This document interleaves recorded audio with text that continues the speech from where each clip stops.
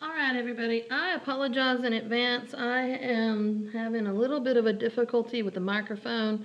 It sounds kind of echoey in this room. I don't know why, and I apologize for that up front. I don't know what's going on, but I have tried everything I know, and I got to get this video out, so I apologize up front if this is a little bit difficult. So the request was made for a piecewise function video, so here I have some examples. One is f of x equals 3x plus 5 if x is less than 0, 4x plus 7 if x is greater than or equal to 0. So the question becomes, okay, what is going on with this? And basically, what I like to tell my students is this is like reading in a book, okay? There are two lines here. There is one that says, hey, and look at the domain piece first. If x is less than 0, then we're going to do this. If x is greater than or equal to 0, then we're going to do this. You are never doing both lines at the same time, okay? So there will always be some kind of a dividing line in the domain. So for instance, here they're talking about where x is less than 0. Well, that's this part on the left-hand side, right? Over here. And here they're talking about where x is my horizontal axis, x is greater than 0. So that's this stuff on the right-hand side. So on the left-hand side of 0, we're going to do this. On the right-hand side of 0, we're going to do this, okay? So I tell students, just read it line by line. If you have a pencil or something that you can put over part of it, then do that, okay? So I'm going to attack that first line and see what's going on there. And we will do a couple of things with this. One of the things they're going to ask me to do is evaluate at a given point. Okay, if they ask me to evaluate, the important part there is this value part of it. Okay, they want a number value for it. So for instance, if they say evaluate at f of negative 2, okay, well that means I'm going to plug in negative 2 into this guy. Well, this is my x value, right? X equals negative 2 here. So, because this is f of x, right? So where is x equals negative 2? Is it in this top piece or is it in the bottom piece? Ignore the function part. I don't care about that right now. All I care about is the domain piece. So x is less than 0. These would be my negative values, right? And these would be my positive plus 0. Okay? So if I'm putting in negative 2, that means I'm looking at this top piece. Okay, so again, ignore the bottom piece because we don't care about it right now. So when we go to do f of negative 2, I'm going to use this top piece of the function. So now I know where I am in the domain. I'm here. Okay, so now I'm going to use this piece of the function. So that's 3x plus 5 is what the function is when I have negative values. So I put, just like I've done before, 3 parentheses, I'm going to plug in, plus 5, and what are we plugging in? Well, we're plugging in everywhere we see an x up here, which is here, we're plugging in a negative 2, which is there, okay? And then it just becomes a matter of simplifying that stuff like you normally would do. So 3 times negative 2 is negative 6 plus a 5. Well, negative 6 plus 5 is negative 1. So we know that on this particular piece of the graph, when x equals negative 2, we're going to have y equals, so f of negative 2, or the y value, right? Those are all interchangeable. F of x and y are interchangeable. F of negative 2 is negative 1. So that's what's going on over here on the negative side of things, okay? And we'll show how to graph it in just a second. I want to keep doing some of these value things, evaluate, so that we can look at it. So we've got f of negative 2 is negative 1. What if it asked me, what about f of 0? Okay. Well, again, you've got to look at this function. Ignore the function part for just a minute. Just look at the domain. And we're trying to do f of 0. So here x equals 0, right? So in my head, I'm thinking, is that the top piece or is that the bottom piece? Well, we've got the equals, x equals 0 in this bottom piece, right? Okay, it's greater than, these are my positives, but it's also when it's equal to 0. So whatever I'm about to do, I'm going to use this second part, or the second piece of this graph, which means I don't need that top line. I'm going to deal only in the bottom line for right now.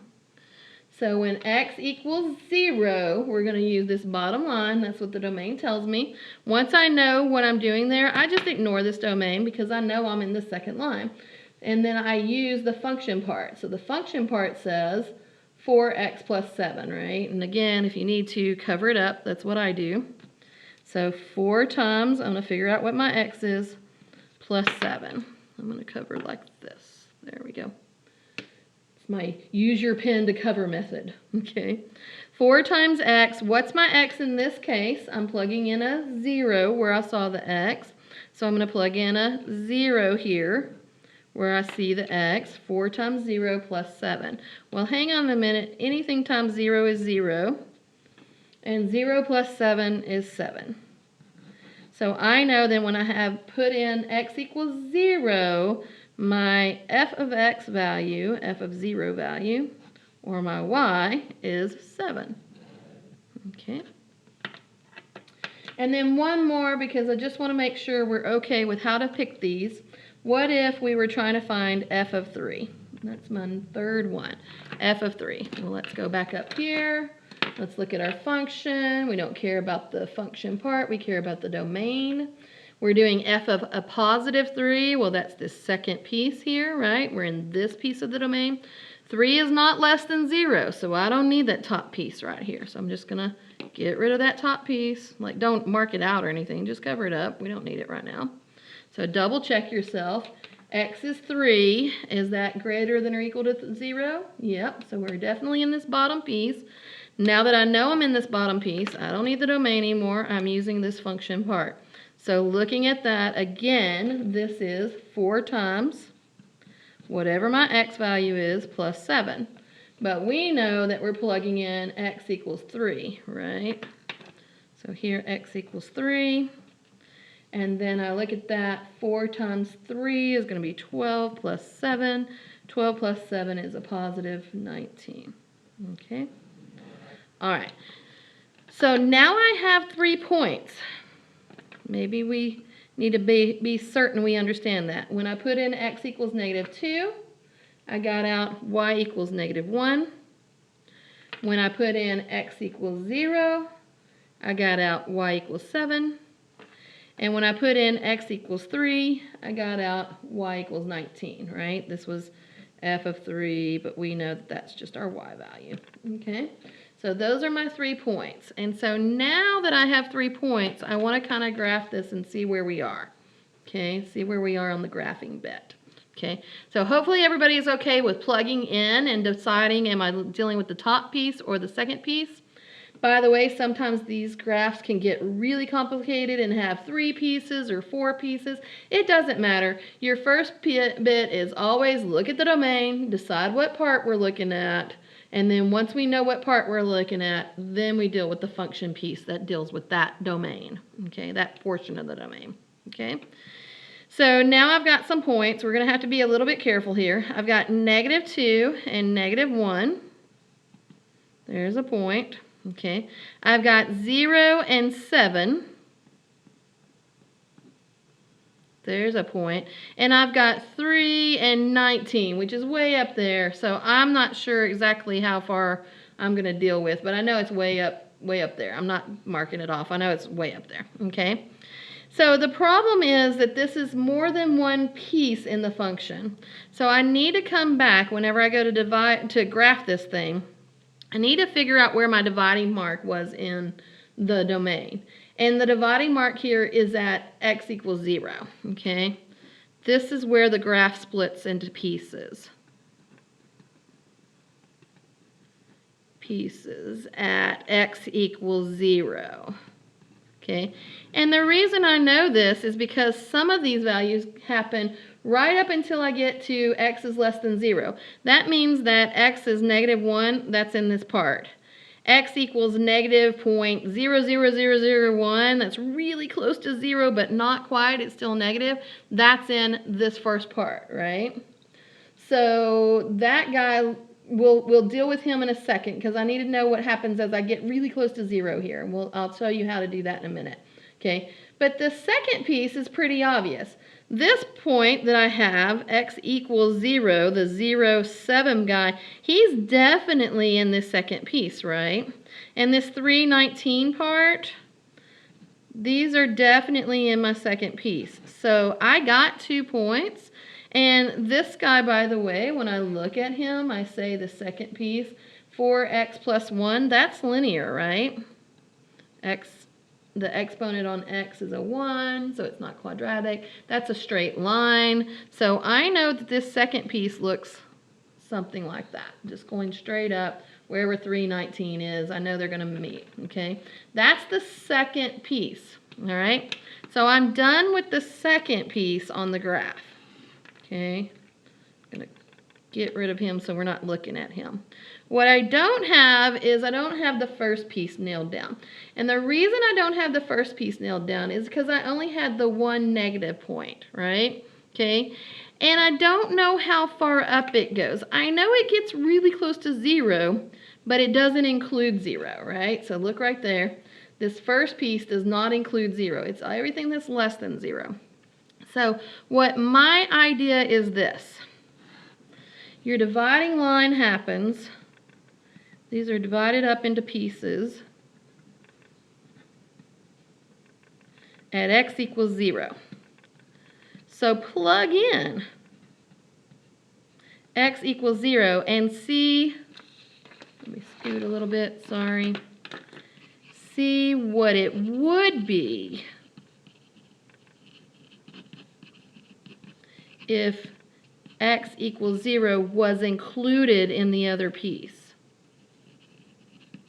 Okay, and I'm keep on saying x equals 0. If this had been when x is, if this domain piece here had said when x is less than 3, when x is greater than or equal to 3, then my dividing line would be 3, right? If it said when x is less than 5, x is greater than or equal to 5, then this would be 5 I'm talking about. The graph would split at whatever point that is. It happens to be a 0 here, so I'm going to use that. And so what I'm going to do is I'm going to plug in x equals 0 into that first piece and see what it would be if x equals 0 was included. Now I'm going to say, we know it is not.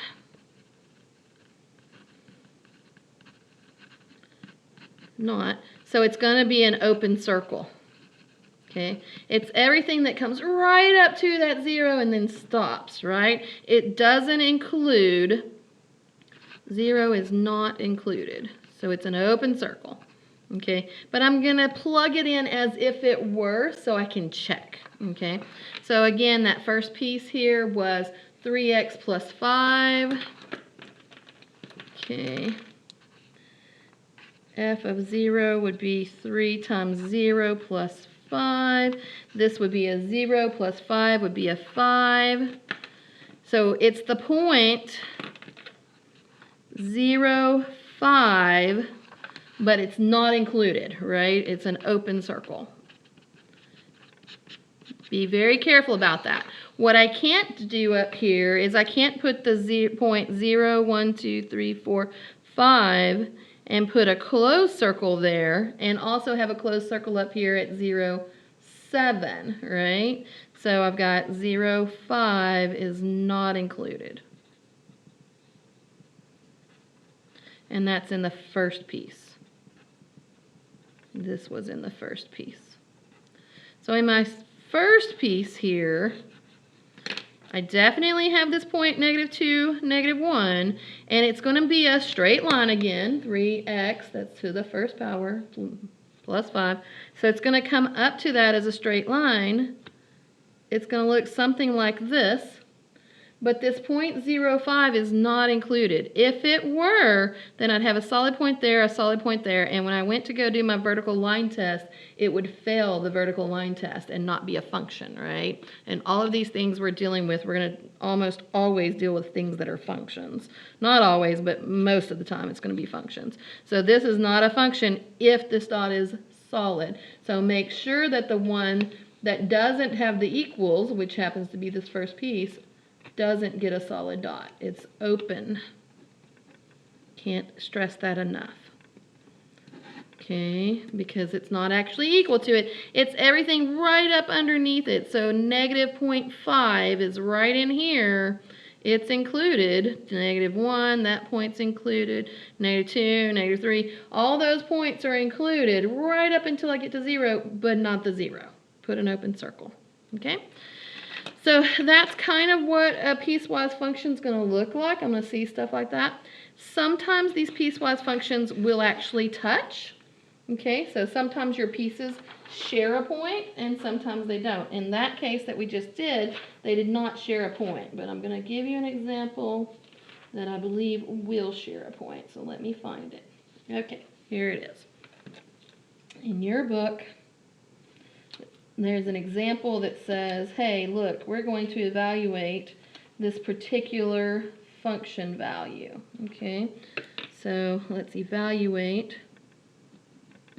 Okay, and it's called C of t, where C of t is a cost function. That's a common thing that happens in business. C of t is equal to 20 if 0 is less than or equal to t is less than or equal to 60. We'll talk about this in a second. Or 20 plus 0.40 parentheses t minus 60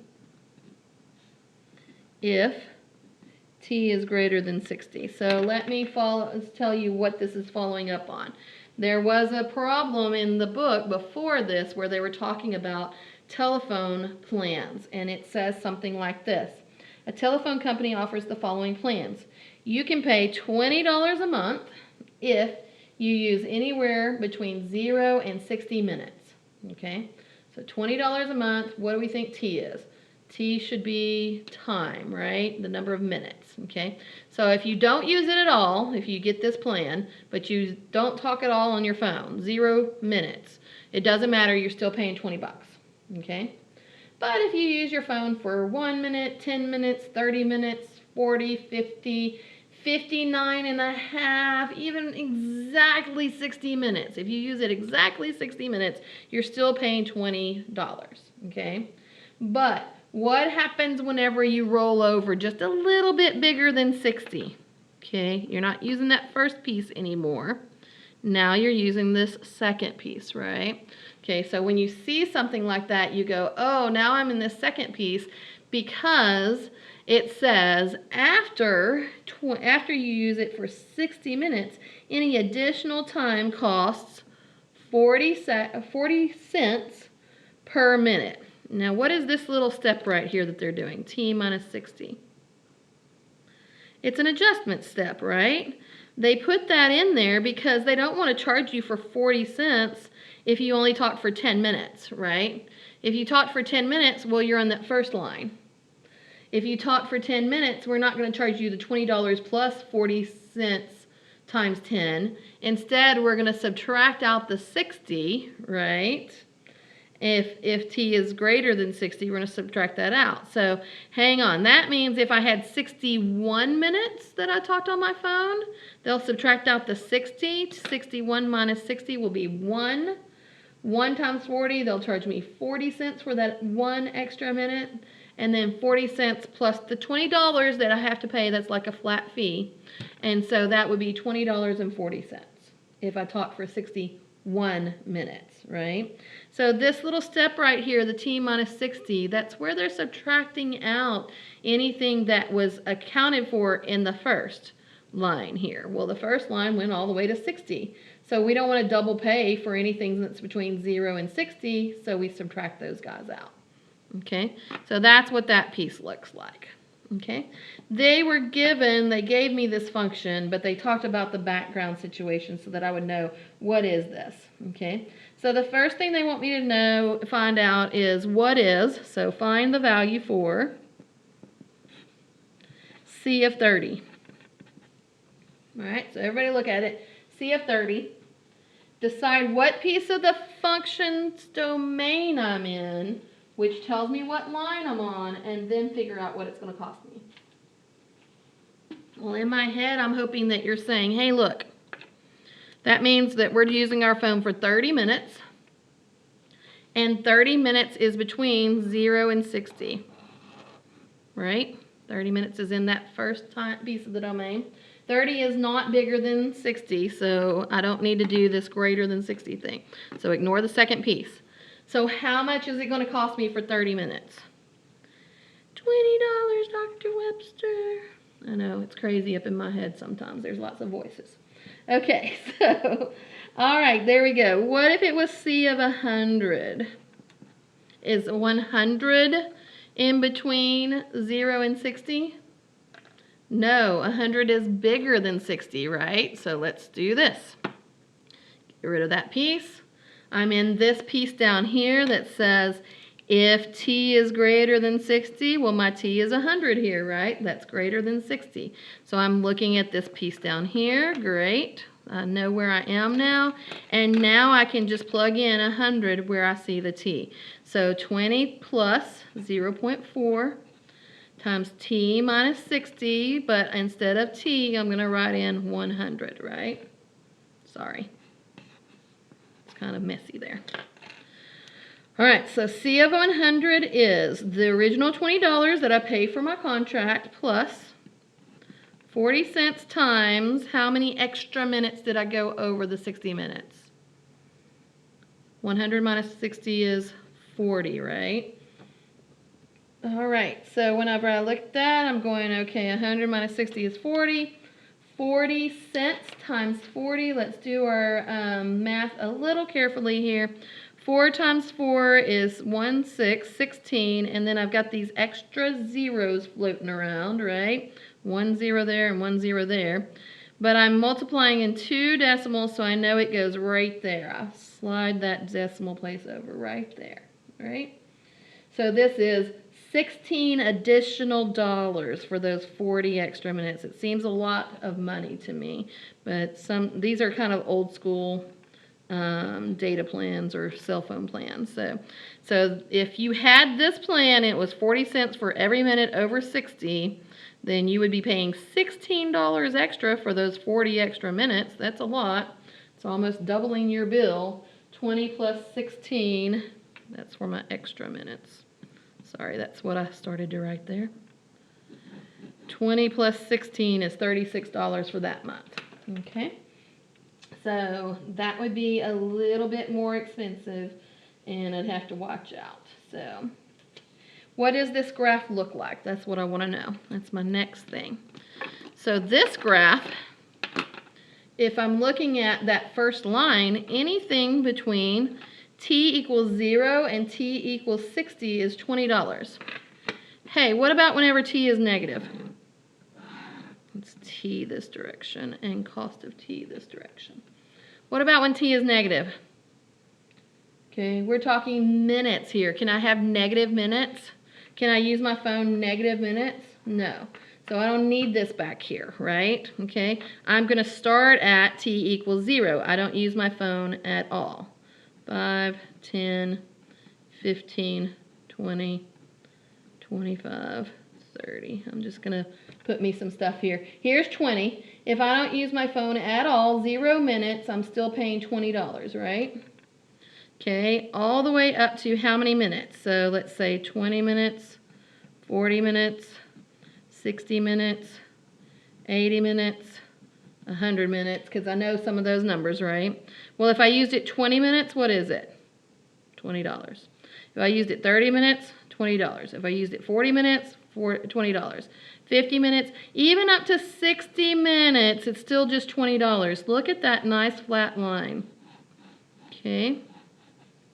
That's the graph that says the cost of your cell phone is $20, and there's no T in there. It's just $20 between 0 and 60. That's how this looks. Oops, sorry, this looks. I just have a constant there, right? Okay, no slope involved. But this next guy right here, he's got slope. Where does this guy happen? Only if t is greater than 60. So only starting right here, right? Well, what did we say a minute ago? If I talked 61 minutes, it would be $20.40. It's right there, right? Just barely above the 20. And we figured out if we talked for 100 minutes, it would be up here at 36. So right in there somewhere probably, right? So, and that guy, by the way, is also a linear equation. So I've got this going on right here. Okay? So what I need to know is, do these touch? Okay? And the answer is yes, it should make sense if they touch, because if I do 60 minutes and 1 second, it's automatically going to bump me up, right? And I'm going to go over to this other line. There's not going to be a gap in here, but let's check just to be sure. Let's say, what if